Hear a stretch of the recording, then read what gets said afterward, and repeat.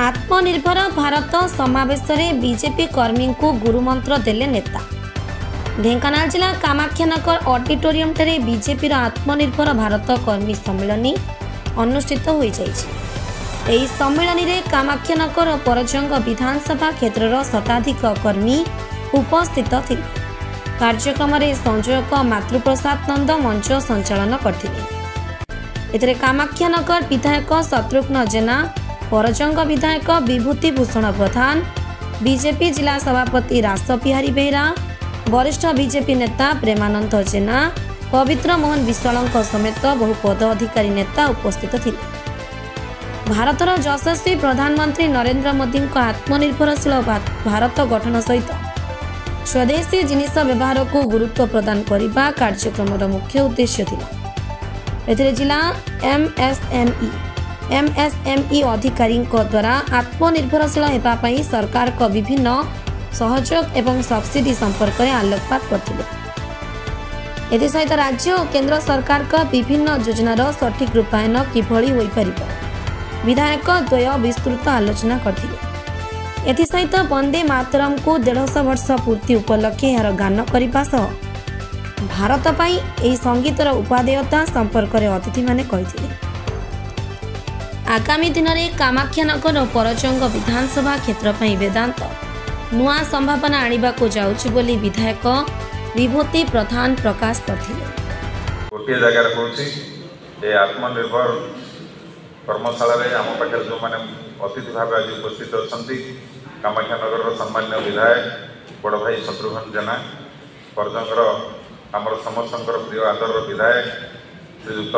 विभूति भूषण प्रधान महोदय एवं जिलार वरिष्ठ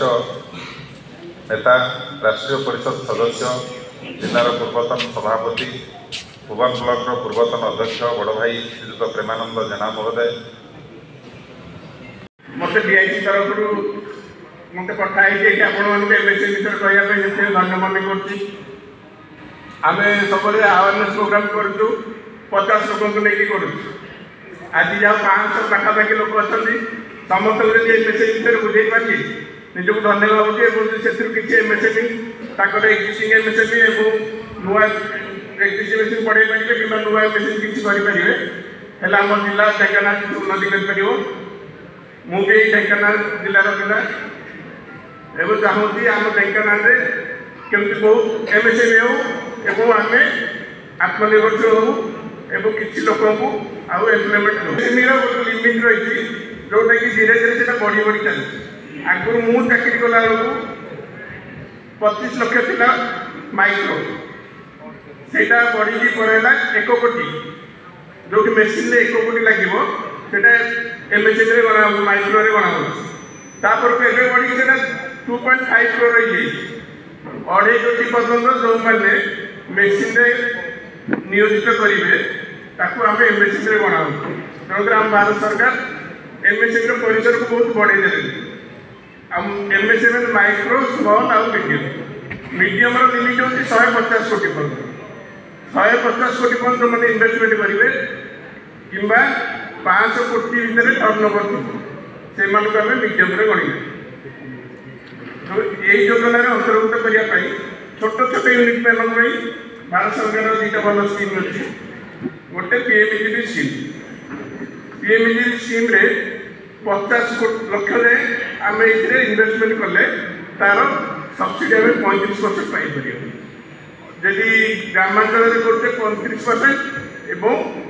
जदि सहरांचल करवा 25% तार लिमिट होती 50% जो मैंने मैन्युफैक्चरिंग करेंगे जिन तैयारी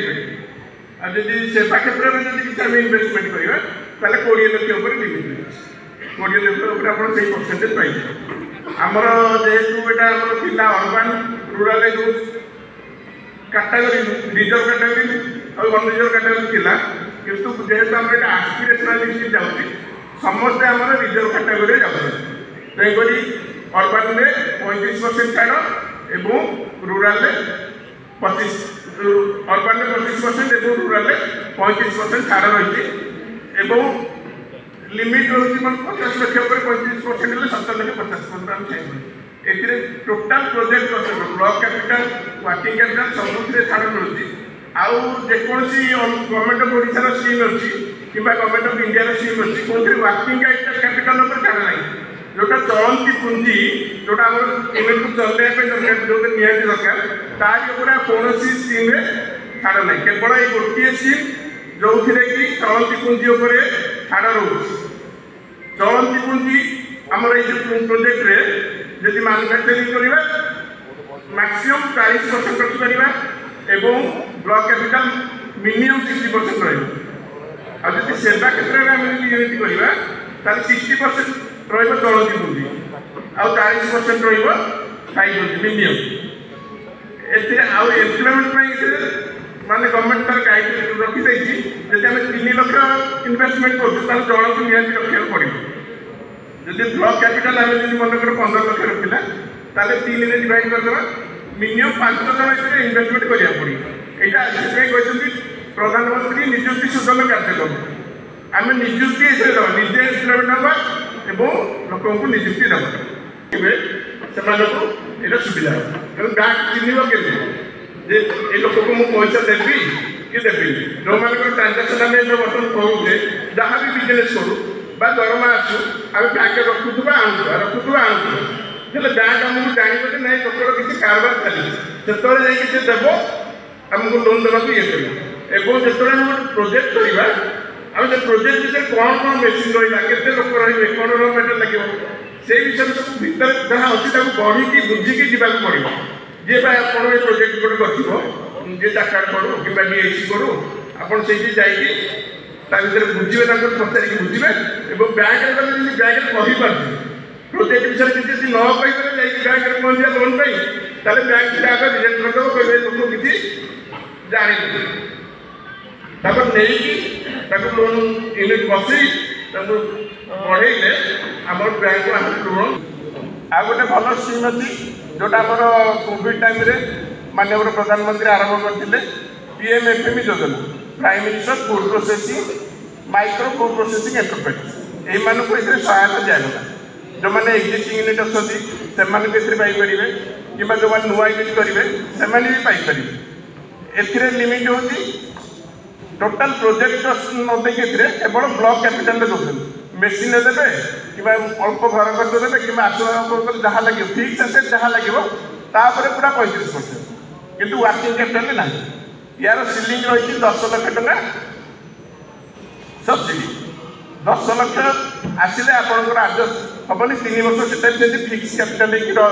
फिक्स डिपोजिट रहा 3 वर्ष पर आडजस्ट हो थर्ड पार्टी किसी वेरिफिकेशन करने दरकार नहीं केवल 3 वर्ष है बैंक ऑटोमेटिक आडजस्ट करदे कि सब खाଇବା जिनस आमर जिला मंचरे आत्मनिर्भर भारत ये कार्यक्रम केंद्र सरकार एवं मोदी सरकार कौन पाई तल पर्यंत ये कार्यक्रमटा देले आम मन कौन प्रकृत में आमर मिश्र बाबू जो ढंग से कहते गुड़िया स्कीम अच्छी सरकार ठियावाई विभिन्न प्रकार योजना मोर मन अच्छी कांग्रेस अमल ERRP को से छेड़ी भी रोना सरकार चेष्टा करुच्ची लोक मैंने निज गोटे निजे छिड़ा हे जी सरकार ब्यूरो रिपोर्ट भंजदूत खबर।